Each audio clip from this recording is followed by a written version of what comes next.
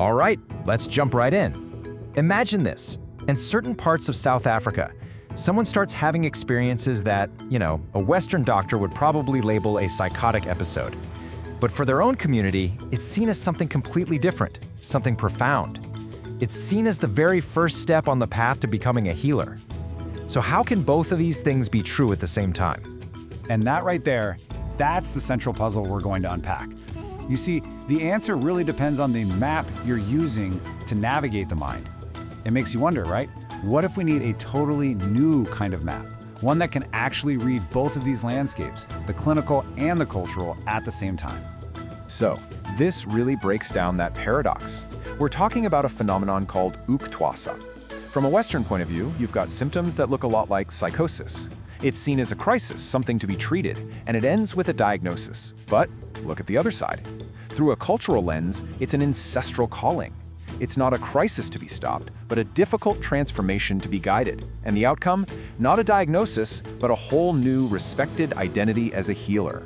It's just two completely different worlds, looking at the exact same thing. So how in the world can one single framework make sense of both of these perspectives? I mean, that's the real challenge, isn't it? We need a way to hold both truths in our hands at once, to respect the deep cultural meaning while not ignoring the very real distress someone is feeling. It's a huge ask. And that leads us to this idea of a new map for the mind.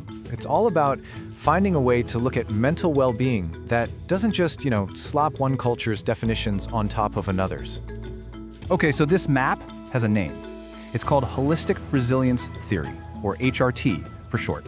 And you can think of it less like a rigid set of rules and more like a flexible blueprint.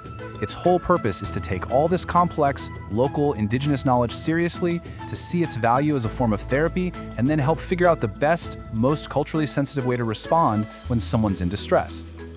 So, inside this HRT framework, there are basically three core strategies.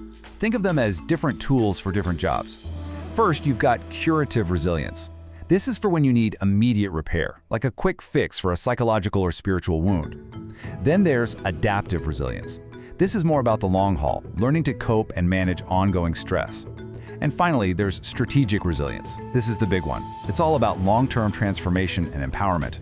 Now, this is where it gets really interesting. Let's see how these tools actually work out in the real world. All right, let's put this theory to the test. We're going to take a quick tour and see how these different forms of resilience show up in different places. So let's head back to South Africa for a second, because it gives us a perfect side-by-side comparison. Remember Ukuthwasa, the ancestral calling to become a healer? Well, that is a textbook case of strategic resilience. It's a long, transformative journey. But now contrast that with something called Amafufunyana. The belief here is that the distress is caused by sorcery or evil spirits. So the goal isn't transformation, it's to get it out. That requires an immediate fix, an expulsion ritual. And what's that? That's curative resilience. See? Same country, but because the perceived cause is different, the type of resilience needed is completely different. Context is everything. Okay, now let's look at Zimbabwe, because they make this really interesting distinction. They ask, is the problem coming from the outside or is it coming from the inside? For that internal kind of distress, the Shona people have this incredible phrase, Kufungisisa. It literally translates to thinking too much. And I think we can all relate to that, right? It's that feeling of your mind just spinning, weighed down by stress, by social problems, by worries. It's a powerful, universal idea.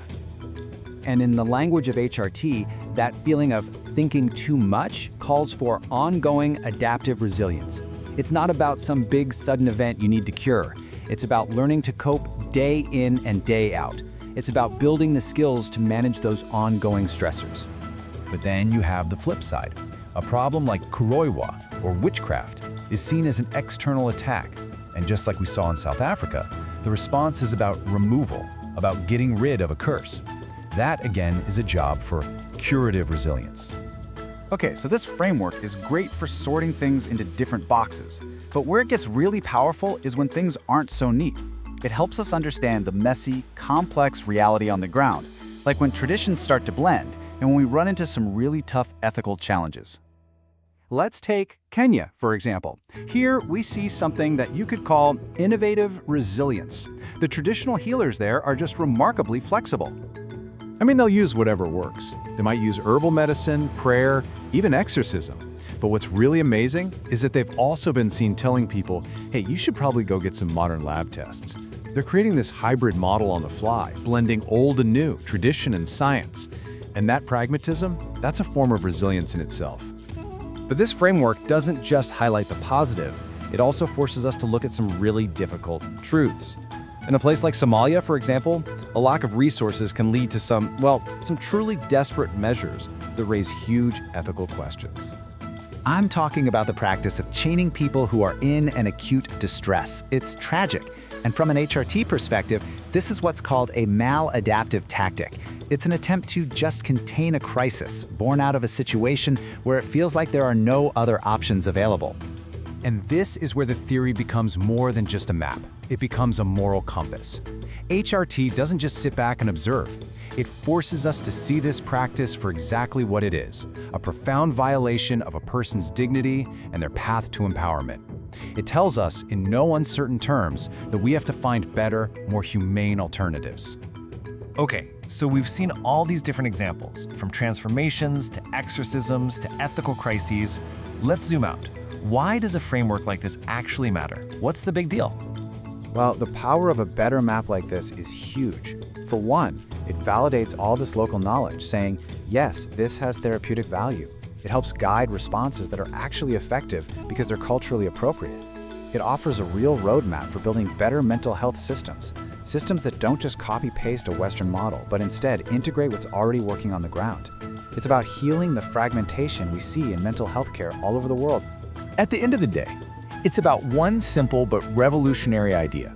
We have to move beyond a one-size-fits-all approach. The human mind is just too complex, and our cultures are way too rich for anything else to really work. And that leaves us with one last big question to chew on.